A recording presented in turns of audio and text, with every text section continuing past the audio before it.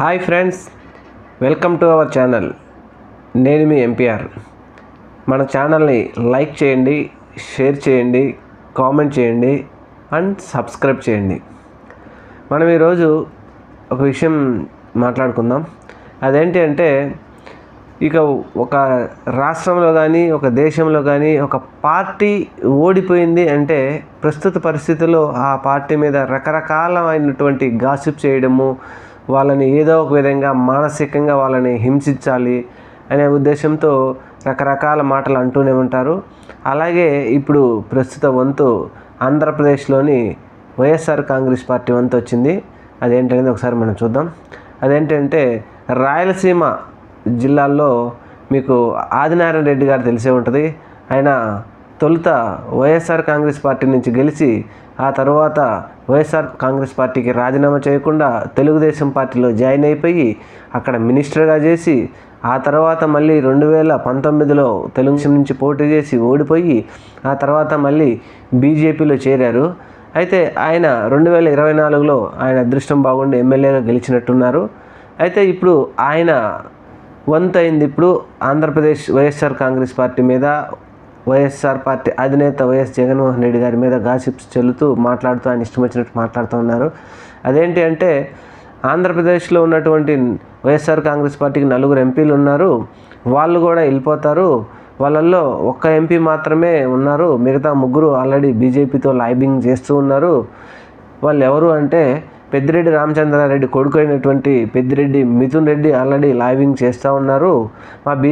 మా పార్టీ వద్దంటా ఉంది అన్నట్టు మాట్లాడుతూ ఈరోజు ఒక ప్రెస్ మీట్ పెట్టడం జరిగింది. అయితే ఆయన చెప్పిన మాటలలో ఒకటి మనం ఆలోచించాలి. ఈ ఆదినారాయణ రెడ్డి గాసిప్స్ పుట్టించడంలో ఫస్ట్ నుంచి ఆయన ఒక విధమైన మేధావే. ఎందుకంటే ఆయన మాట మీద నిలబడతాడు, ఒక విశ్వసనీయత అనేది ఆయనకు ఉండదని చెప్పి చాలామంది అంటూ ఉంటారు. అది మరి ఆయనకైతే తెలియాలి, మనకైతే తెలీదు. ఇకపోతే పెద్దిరెడ్డి రామచంద్రారెడ్డి వారి కుటుంబం గురించి మనం మాట్లాడాలంటే 7 సార్లు ఆయన పెద్దిరెడ్డి రామచంద్రారెడ్డి గారు ఆ జిల్లాలో ఎమ్మెల్యే గెలిచినట్టున్నారు. మిథున్ రెడ్డి గారు ఎంపీ ఉన్నారు.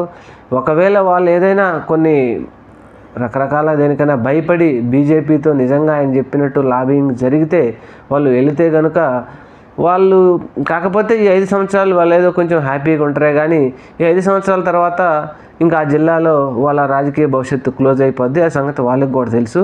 అయితే అది ఆదినారాయణ రెడ్డి గారు చెప్పినట్టు అది శుద్ధ అబద్ధం.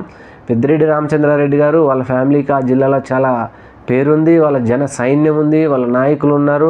అందువల్ల వాళ్ళు అటువంటి చేసే పరిస్థితి లేదు. ఇంకపోతే గురుమూర్తి గారు ఆయనైతే బీజేపీలోకి వెళ్తాడు అనేది మాత్రం అసంభవం. ఎందుకంటే ఆయనను ఆ స్థాయి నుంచి ఈరోజు పార్లమెంట్లో కూర్చోబెట్టారంటే అది జగన్ గారు చేసినదే అని చెప్పేసి ఆయన చాలాసార్లు చెప్పుకున్నారు. అందువల్ల ఆయన చాలా అభిమానంతో ఉంటాడు వైఎస్ జగన్మోహన్ రెడ్డి గారి మీద. అందువల్ల గురుమూర్తి వెళ్ళే ప్రశ్నే లేదు. అలాగే అరకు ఎంపీ గారు ఉన్నారు. అరకు ఎంపీ గారు కూడా వీళ్ళు ఏదో చెప్తున్నారు కానీ వారు కూడా వెళ్ళే ప్రశ్నే లేదు.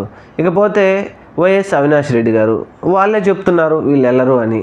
సరే, మరి బీజేపీ ఆదినారాయణ రెడ్డి చెప్పినట్టు వాళ్ళకి ఇప్పుడు ఎంపీ అవసరమైనా కూడా బీజేపీ తీసుకునే పరిస్థితుల్లో ఉంది. మరి అందుకని వీళ్ళు వస్తుంటే 3 ఎంపీలు వైఎస్ఆర్ కాంగ్రెస్ పార్టీ నుంచి మరి బీజేపీలోకి వెళ్తుంటే వాళ్ళు ఎందుకు వద్దంటారు? పోనీ విశ్వసనీయత మాటలకు కట్టుబడి ఉండి మేము చేర్చుకోవట్లేదు అనుకుంటే మరి 2019లో తెలుగుదేశం పార్టీ అధ్యక్షుడు నారా చంద్రబాబు నాయుడు గారు ఓడిపోయినప్పుడు రాజ్యసభ సభ్యుల్ని మొత్తాన్ని బీజేపీ పార్టీలోనే విలీనం చేశారు కదా. మరి ఆ విశ్వసనీయత బీజేపీ వాళ్ళకి ఎక్కడ ఉంటుంది? ఎందుకంటే ఇదంతా అబద్ధం. ఏదో ఒక గాసిప్ చేయాలి జగన్మోహన్ రెడ్డి గారి మీద, వారి పార్టీ మీద అని చెప్పేసి ఆయన బురద చల్లుతున్నారే కానీ అంతకు మించి అయితే ఇంకొకటి ఏం లేదు. ఇకపోతే ఎమ్మెల్యేలు కానీ ఎంపీలు కానీ ఇప్పుడైతే ఆదినారాయణ రెడ్డి చెప్పినట్టు జగన్మోహన్ రెడ్డి గారిని వదిలేసి ఆయన ఏదో బీజేపీలోకి వెళ్ళి చేరతారు అని అనుకోవడం అనేది అది తప్పు.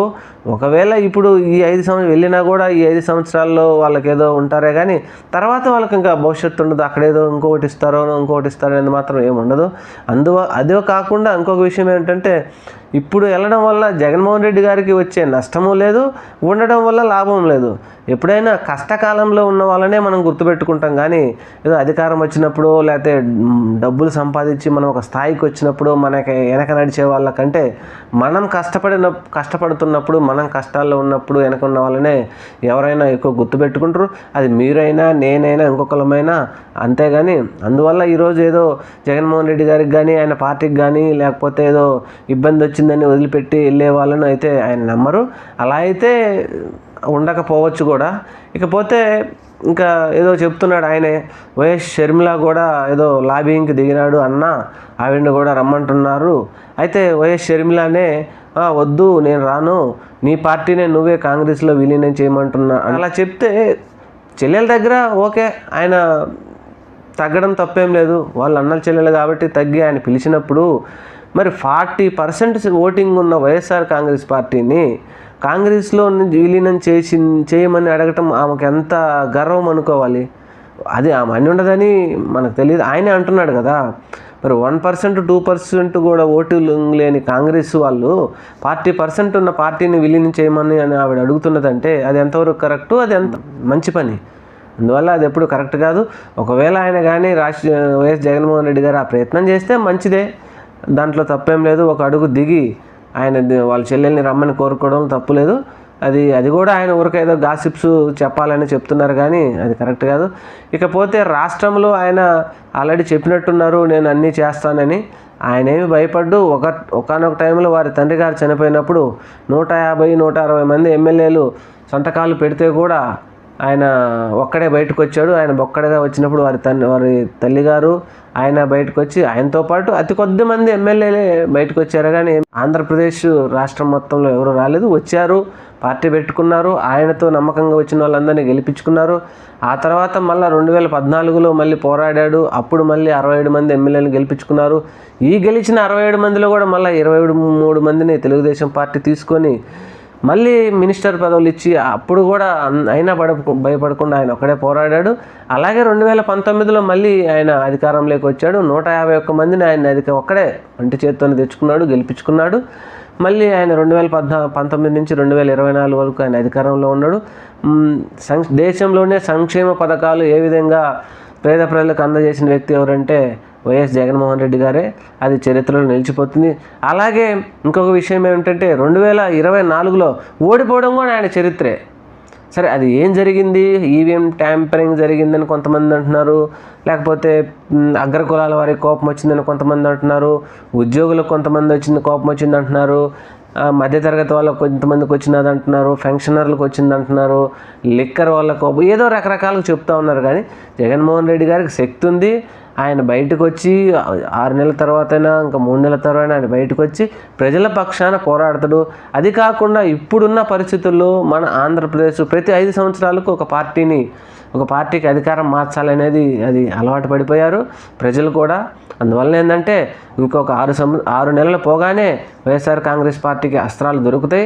అస్త్రాలు దొరికినాయి అంటే జగన్మోహన్ రెడ్డి గారి ఆయన ఇంకా ప్రజల కోసమే పోరాడతాడు. ఒంటి చేత్తో ఆయన పార్టీని తీసుకొచ్చుకుంటాడు, అదేం ఇబ్బంది ఏం లేదు.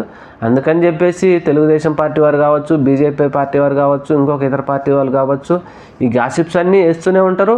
ఈ గాసిప్స్ వలన జగన్మోహన్ రెడ్డి గారికి కానీ పార్టీకి కానీ వచ్చే నష్టమేం లేదు. ఇంకొకటి ఏంటంటే ఇప్పుడు పోయినా ఆయనకు వచ్చిన నష్టమేం లేదు. ఇప్పుడు అంటే ఆయన అధికారం లేదు కాబట్టి వచ్చేవాళ్ళు ఎవరు లేరు. వెళ్ళిపోవడం వల్ల వెళ్ళిపోయిన వాళ్ళకి నష్టమే ఉంటుంది కానీ ఇప్పుడేం ఇబ్బంది లేదు. కనుక దీని గురించి ఈ పార్టీ వాళ్ళు 5 సంవత్సరాలు ఈ విధంగా గాసిప్స్ చేస్తూనే ఉంటారు. ఎన్ని గాసిప్పులు చేసినా జగన్మోహన్ రెడ్డి భయపడు, ఆయన పార్టీని ఒంటరిగానే నిలబెట్టుకుంటాడు, ఒంటరిగానే గెలిపించుకుంటాడు. Thank you.